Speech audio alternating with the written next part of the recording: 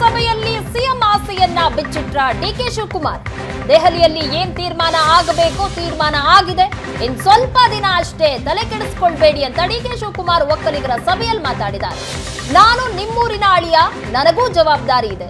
ಲಕ್ಷ್ಮಣ್ಣ ಗೆಲ್ಲಿಸಿದ್ರೆ ನನಗೆ ಚಲುವರಾಯಸ್ವಾಮಿಗೆ ಮತ್ತಷ್ಟು ಶಕ್ತಿ ಬರುತ್ತೆ. ಲೋಕಸಭೆ ಬಳಿಕ ಕಾಂಗ್ರೆಸ್ನಲ್ಲಿ ಬದಲಾಗುತ್ತಾ ಹಾಗಾದ್ರೆ ಸಿಎಂ ಕುರ್ಚಿ?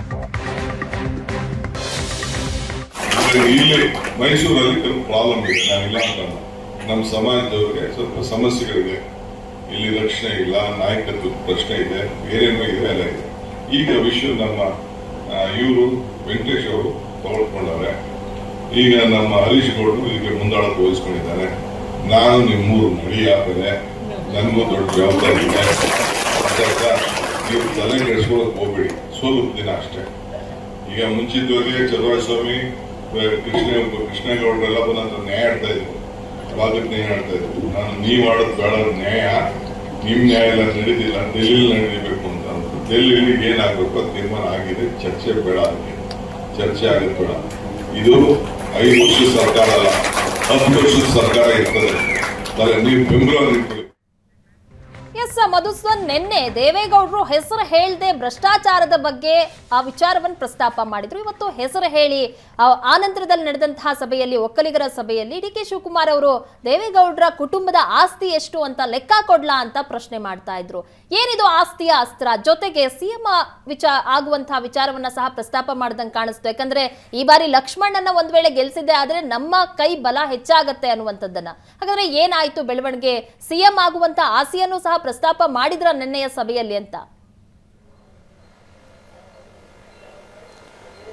ಪ್ರಗತಿಯ ಈ ಎರಡು ಅಂಶಗಳು ಕೂಡ ಡಿ ಕೆ ಶಿವಕುಮಾರ್ ಬಹಳ ಸ್ಪಷ್ಟವಾಗಿ ಸಮಾಜಕ್ಕೆ ತಲುಪಿಸುವಂತ ಕೆಲಸವನ್ನ ಮಾಡಿದ್ರು. ಮೊದಲಿಗೆ ಏನು ದೇವೇಗೌಡರ ಕುಟುಂಬದ ಬಗ್ಗೆ ಮಾತಾಡೋದಾದ್ರೆ, ಸಮುದಾಯದ ಹಿರಿಯ ಮುಖಂಡರಾಗಿರ್ತಕ್ಕಂಥವ್ರು, ಇಡೀ ಕುಟುಂಬ ಏನಿದೆ ಸಮುದಾಯದಲ್ಲಿ ಮತ್ತೊಬ್ಬ ನಾಯಕರು ಬೆಳಿಲಿಕ್ಕೆ ಅವ್ರ ಅವಕಾಶವನ್ನ ಮಾಡ್ಕೊಡೋದಿಲ್ಲ, ಯಾವಾಗ್ಲೂ ಕೂಡ ಅವ್ರನ್ನ ತುಳಿಲಿಕ್ಕೆ ಪ್ರಯತ್ನವನ್ನ ಮಾಡ್ತಾರೆ ಅಂತೇಳಿ ತಮ್ಮ ವಿರುದ್ಧವಾಗಿ ಗೌಡರ ಕುಟುಂಬದವರು ಮಾತನಾಡಿದಂತ ವಿಚಾರಗಳೇನಿದ್ವೋ ಆ ವಿಚಾರಗಳನ್ನ ಪ್ರಸ್ತಾಪ ಮಾಡ್ತಾ ಅದನ್ನ ಅವ್ರ ವಿರುದ್ಧವಾಗಿ ತಿರುಗಿಸಲಿಕ್ಕೆ ಪ್ರಯತ್ನವನ್ನ ಮಾಡಿದ್ದು ಡಿ ಕೆ ಶಿವಕುಮಾರ್ ಅವರು. ಇದಕ್ಕೆ ಬಹಳ ಮುಖ್ಯವಾಗಿ ಬಿಡಿಎಲ್ನಲ್ಲಿ ಬಾಚಿಕೊಳ್ಳಾಗ್ತಾ ಇದೆ ಅನ್ನೋ ಒಂದು ಮಾತನ್ನ ದೇವೇಗೌಡರು ಏನ್ ಹೇಳಿದ್ರು, ಅದೇ ರೀತಿಯಾಗಿ ಡಿ ಕೆ ಶಿವಕುಮಾರ್ ಅವರು ಭ್ರಷ್ಟಾಚಾರದ ಆರೋಪದ ವಿಚಾರದಲ್ಲಿ ಜೈಲಿಗೆ ಹೋದಂತ ಸಂದರ್ಭದಲ್ಲಿ ಕುಮಾರಸ್ವಾಮಿ ಅವರು ಮಾತನಾಡಿದಂತಹ ಹೇಳಿಕೆಗಳೇನಿದ್ವು, ಈ ಹೇಳಿಕೆಗಳನ್ನೇ ಈಗ ಅಸ್ತ್ರವಾಗಿ ತಿರುಗಿಸಿ ಬಿಟ್ಟಿರ್ತಕ್ಕಂಥದ್ದು ಡಿ ಕೆ ಶಿವಕುಮಾರ್ ಅವರು.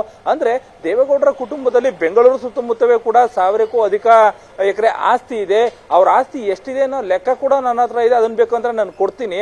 ಆದ್ರೆ ಪದೇ ಪದೇ ನಾನೊಂದು ವಿಚಾರದಲ್ಲಿ ಜೈಲಿಗೆ ಹೋದಂತ ಸಂದರ್ಭದಲ್ಲಿ ಇವರುಗಳು ಮಾತನಾಡಿದಂಥದ್ದು ಯಾವ ರೀತಿಯಾಗಿ ಇತ್ತು ಅಂದ್ರೆ, ಸಮುದಾಯದಲ್ಲಿ ಮತ್ತೊಬ್ಬ ನಾಯಕನನ್ನ ಬೆಳಿಲಿಕ್ಕೆ ಈ ಕುಟುಂಬದವರು ಬಿಟ್ಕೊಡೋದಿಲ್ಲ ಅನ್ನೋ ಒಂದು ಮಾಹಿತಿಯನ್ನ, ಮೆಸೇಜ್ ಅನ್ನ ಒಕ್ಕಲಿಗ ಸಮುದಾಯಕ್ಕೆ ಕೊಡಬೇಕಿತ್ತು. ಆ ಕೊಡುವಂತ ನಿಟ್ಟಿನಲ್ಲಿ ಸಂಪೂರ್ಣವಾಗಿ ಅವರ ವಿರುದ್ಧ ಹರಿಯಾಯ್ದಿರ್ತಕ್ಕಂಥದ್ದನ್ನ ನಾವಿಲ್ಲಿ ಗಮನಿಸ್ತಾ ಹೋಗ್ಬೋದು. ಇದರ ಜೊತೆಗೆ ಏನು ರಾಜ್ಯ ಸರ್ಕಾರದಲ್ಲಿ ಈಗ ಅಧಿಕಾರದ ಹಂಚಿಕೆ ಆಗಿದೆ ಅನ್ನೋ ಒಂದು ಮಾತುಗಳ ವಿಚಾರ ಏನಿದೆ, ಆ ವಿಚಾರಕ್ಕೆ ಸಂಬಂಧಪಟ್ಟಂತೆ ನನ್ನ ಸಮುದಾಯದ ಸಾಕಷ್ಟು ಮುಖಂಡರು ಬಂದು ನನ್ನ ಹತ್ರ ನ್ಯಾಯ ಕೇಳುವಂತ ಪರಿಸ್ಥಿತಿಗೆ ಬರ್ತಾರೆ. ಆದ್ರೆ ಅದಲ್ಲ, ಈ ಸರ್ಕಾರದಲ್ಲಿ ಏನಾಗಬೇಕು ಏನ್ ಬಿಡಬೇಕು ಅನ್ನೋ ಒಂದು ವಿಚಾರ ಏನಿದೆ ಅದೆಲ್ಲವೂ ಕೂಡ ಈಗ ದೆಹಲಿಯಲ್ಲಿ ತೀರ್ಮಾನ ಆಗಿದೆ. ಅಂದ್ರೆ ಕಾಲ ಪಕ್ವ ಆಗ್ತಾ ಇದೆ. ಈಗಷ್ಟೇ ಕೂಡ ಸಮುದಾಯದ ಒಬ್ಬೊಬ್ಬರಿಗೇನೆ ಕೂಡ ಸ್ಥಾನಮಾನಗಳು ಸಿಗ್ತಾ ಇದೆ. ಈಗ 8 ಜನರಿಗೆ ಕೂಡ ಇಲ್ಲಿ ಅವಕಾಶವನ್ನ ಮಾಡಿಕೊಳ್ಳಲಾಗಿದೆ. ಮೈಸೂರಿನಲ್ಲೂ ಕೂಡ ಒಕ್ಕಲಿಗ ಅಭ್ಯರ್ಥಿಯ ಕೂಡ ಇರ್ತಕ್ಕಂಥದ್ದು. ಸಮುದಾಯ ಅವರ ಕೈಯನ್ನ ಹಿಡಿದ್ರೆ ನಮ್ಮ ಒಂದು ಸಮುದಾಯದ ಬಲ ಬಿಗಿಯಾಗುತ್ತೆ. ಆ ಒಂದು ಸಂದರ್ಭದಲ್ಲಿ ಕೂಡ ಮುಂದಿನ ದಿನಗಳಲ್ಲಿ ಒಳ್ಳೇದಾಗತ್ತೆ. ಅಂದ್ರೆ ಇದರ ಅರ್ಥ ಈಗಾಗಲೇ ಕೂಡ ಅಧಿಕಾರದ ಹಂಚಿಕೆಯ ಸೂತ್ರ ಏನಿದೆ ಆ ಸೂತ್ರ ದೆಹಲಿ ಎಲ್ಲವೂ ಕೂಡ ತೀರ್ಮಾನ ಆಗಿದೆ. ಒಂದು, ನಮ್ಮ ಸಮುದಾಯದ ಬಲ ಜಾಸ್ತಿ ಆದ್ರೆ ಖಂಡಿತವಾಗ್ಲೂ ಅದು ಬೇಗನೆ ಕೂಡ ನಮ್ಮ ಬಳಿಗೆ ಬರುತ್ತೆ ಅನ್ನೋ ಒಂದು ಮಾಹಿತಿಯನ್ನ ಕೊಡೋದ್ರ ಮೂಲಕವಾಗಿ ತಾವು ಮುಂದೆ ಸಿಎಂ ಆಗ್ತೀವಿ ಅನ್ನೋ ಒಂದು ಆಸೆಯನ್ನ ಸಮುದಾಯದ ಮುಂದೆ ಇಟ್ಟಿದ್ದಾರೆ. ಯಾಕಂದ್ರೆ ನಾವು ಗಮನಿಸಬೇಕು, ವಿಧಾನಸಭಾ ಚುನಾವಣೆಯಲ್ಲೂ ಕೂಡ ಡಿ ಕೆ ಶಿವಕುಮಾರ್ ಇದನ್ನೇ ಮಾಡಿದ್ದು. ಸಾಕಷ್ಟು ವರ್ಷಗಳ ನಂತರದಲ್ಲಿ ಅಂದ್ರೆ ಎಸ್.ಎಂ. ಕೃಷ್ಣ ಅವರ ನಂತರದಲ್ಲಿ ಒಕ್ಕಲಿಗ ಸಮುದಾಯದ ಒಬ್ಬ ನಾಯಕ ಮೇಲೆ ಬರಲಿಕ್ಕೆ, ಪ್ರಮುಖವಾದ ಒಂದು ಹುದ್ದೆಯನ್ನ ಪಡ್ಲಿಕ್ಕೆ ಅಂದ್ರೆ ಸಿಎಂ ಆಗುವಂತಹ ಸಂದರ್ಭಗಳಿದೆ. ಹಾಗಾಗಿ ಸಮುದಾಯ ಕೈ ಹಿಡಿಬೇಕು ಅಂತೇಳಿ ಒಂದು ಮೆಸೇಜ್ ಅನ್ನ ಚುನಾವಣೆಯಲ್ಲಿ ಕೊಟ್ಟಿದ್ರು. ಆ ಸಂದರ್ಭದಲ್ಲೂ ಕೂಡ ಒಕ್ಕಲಿಗರ ಸಮುದಾಯ ಒಂದಷ್ಟು ಅವ್ರನ್ನ ಕೈ ಹಿಡಿದಿತ್ತು. ಹಾಗಾಗಿಯೇ ಕೂಡ ರಾಜ್ಯದಲ್ಲಿ 136 ಸ್ಥಾನಗಳನ್ನ ಕಾಂಗ್ರೆಸ್ ಗೆಲ್ಲಲಿಕ್ಕೆ ಸಾಧ್ಯ ಆದಂತದ್ದು.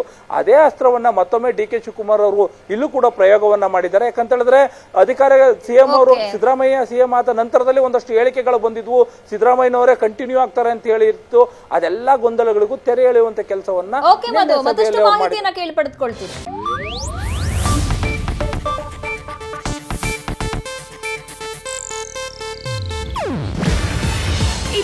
ಏಷ್ಯಾನೆಟ್ ನ್ಯೂಸ್ ನೆಟ್ವರ್ಕ್ ಪ್ರಸ್ತುತಿ.